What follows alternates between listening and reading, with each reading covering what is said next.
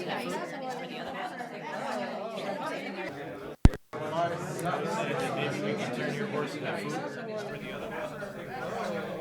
going on, guys? Got any more of those Star Destroyers laying around? All right, here it is, guys. Here it is.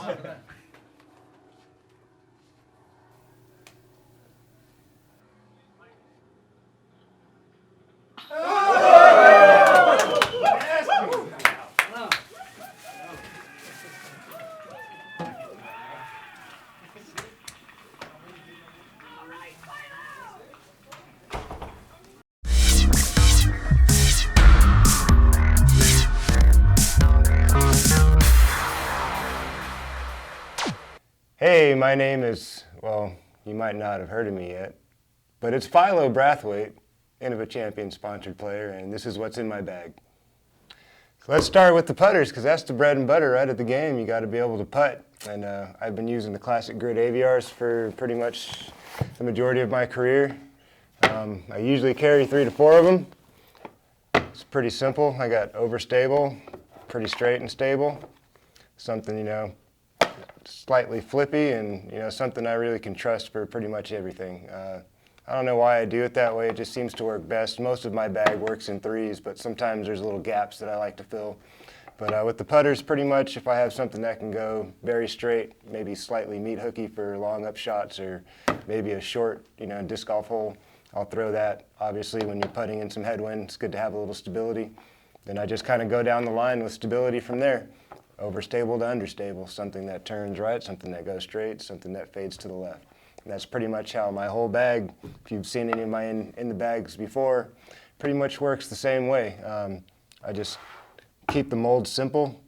When it comes to drivers, if we want to start at destroyers, the fast and overstable, kind of got a lot of these just because I like them a lot and they work, and sometimes there's just little minor differences in each disc that you just really like. A certain tendency, a little bit extra glide, a little extra fade, a little extra slide to the right. So I kind of keep a few extras in the bag in case if maybe it's a water course and I throw it in into the drink or something like that, and want to have something I can go to that I trust right away. So I do the same thing. I start with a really understable, slightly flippy, a little bit light, 167, 168 gram destroyer that's kind of worked in nicely. Still kind of has a little pop to it, but when I really rip on it, it'll pop up for sure, kind of like a turn or something like that for other people who don't have high arm speed.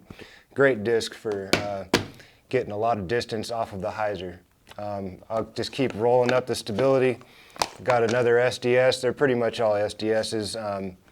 Nice and worked in. This was, I think, an Avery run. Very, very clean disc. Flies like a dream.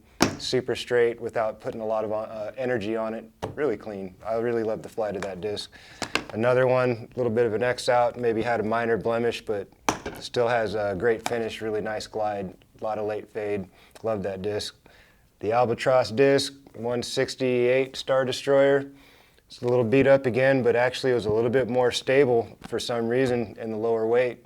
And just as the disc is worn in, it's just been really great for those long, as you saw in the Albatross shot, long late flex. So I'm just putting it out there with a lot of anhyzer, and it just holds the line until it basically runs out of spin, then dives around the corner just like the Albatross, or fades out late.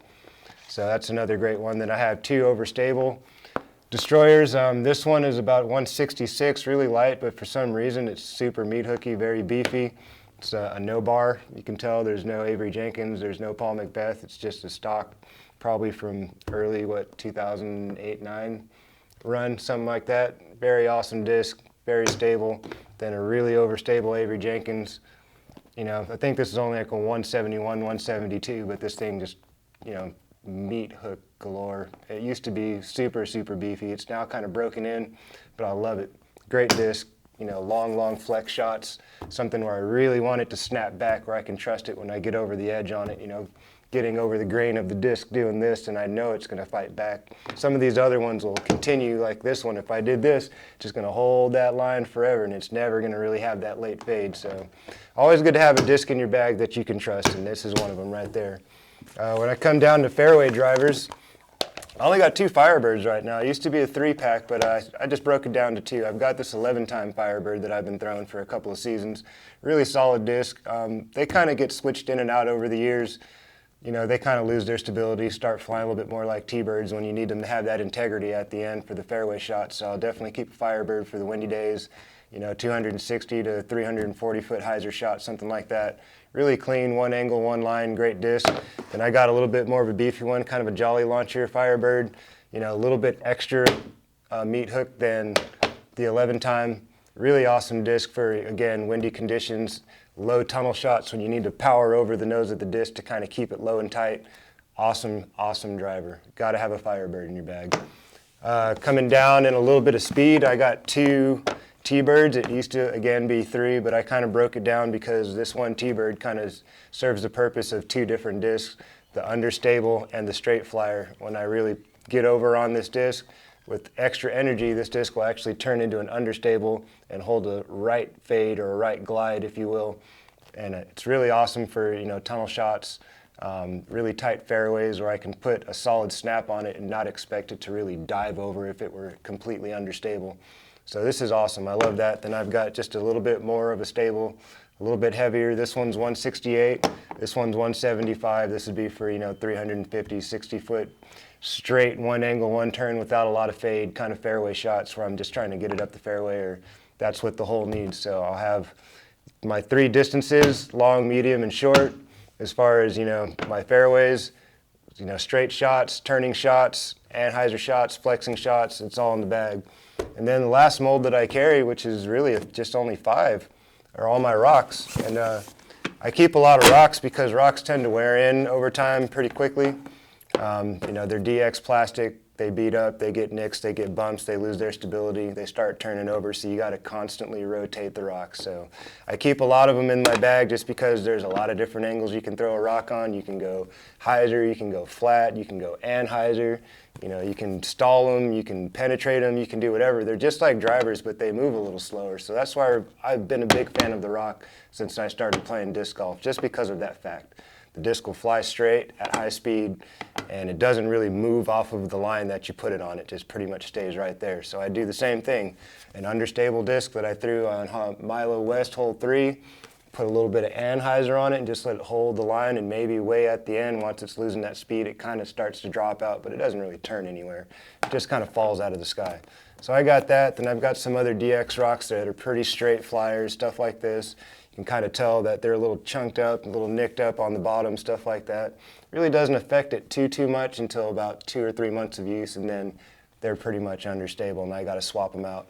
Then I go into the more overstable stuff, a little bit a newer DX rock, 180 grams, solid, not too much of a pop, not too domey, not concave, just a really clean looking disc. Feels nice on the rims, nice and firm. That's what I'm looking for.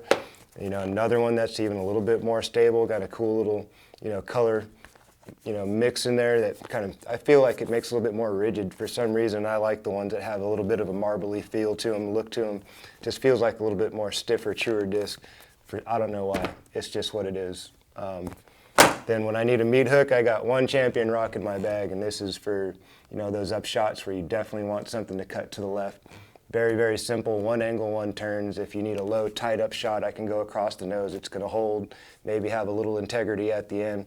Awesome, awesome utility disc as a Champion rock. It doesn't really matter, I guess, which one you use, a Rock 3, you know, Champion rock. They're all pretty much the same. It just really depends on your arm speed and how much energy you're gonna put on it. If you're gonna go high speed, Champion rock or a Gator or something like that will do you just fine. Excellent, excellent selection of rocks there for you guys to take a look at from the Innova line. That's pretty much it. As far as discs are concerned, I keep it very simple for a reason, because it's very predictable. Simple is better, in my opinion, and that's how I've pretty much trained myself to play disc golf, is to keep it simple. Choose discs that work for me, and have all the angles I need and a few different types of molds. Instead of having 7 or 8 different molds, I found a way to create my game around 5. And I think it's a really smart idea to do for new players, or even, you know, the guys out there on tour. If you really look around, their bags are pretty tight as far as selection, very small. So it's a good way to go. That's just my personal opinion, but you know, you do what you want to do. There's hundreds of discs out there, you know, hopefully you're throwing Innova.